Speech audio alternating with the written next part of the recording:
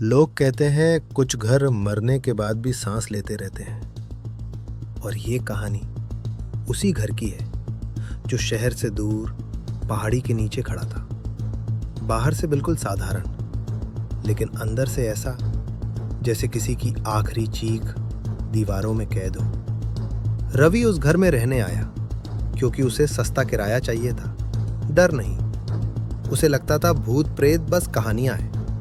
पहले दिन सब सामान्य था, दूसरा दिन भी, लेकिन तीसरी रात ठीक 3:17 पर उसकी नींद अचानक खुल गई। बिना किसी आवाज के, बिना किसी वजह के। कमरे में ठंड ऐसी थी जैसे किसी ने मौत को खिड़की से अंदर आने दिया हो। तभी उसे लगा कि कोई उसकी तरफ देख रहा है।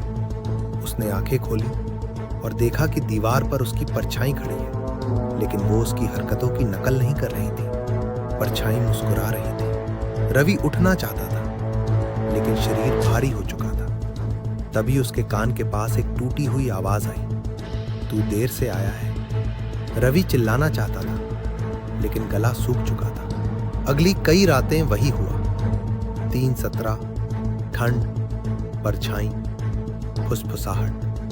धीरे धीरे घर की दीवारों से आवाजें आने लगी, जैसे कोई नाखून घसीट रहा हो, जैसे कोई नाम ले रहा हो, रवि का नाम। पड़ोसियों ने बताया कि इस घर में पहले एक परिवार रहता था जो एक ही रात में गायब हो गया था। सिर्फ घर बचा था और उनकी आवाजें।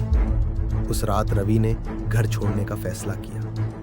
बैग उठाया, दरवाजा खोला, लेकिन बाहर वही घर था, फिर वही कमरा। हर दरवाजा उसी जगह खुल रहा था। घड़ी फिर 3:17 पर रुकी। इस बार एक नहीं, कई आवाजें आईं। अब तू यहां है। दीवार से परछाई निकली और उसके सामने खड़ी हो गई। वो कोई और नहीं था, वही रवि, लेकिन आंखें काली, चेहरा टूटा। उसने कहा, मैं भाग नहीं पाया था। तभी रवि को समझ आया कि घर लोगों को मारता नहीं, उन्हें रोक लेता है।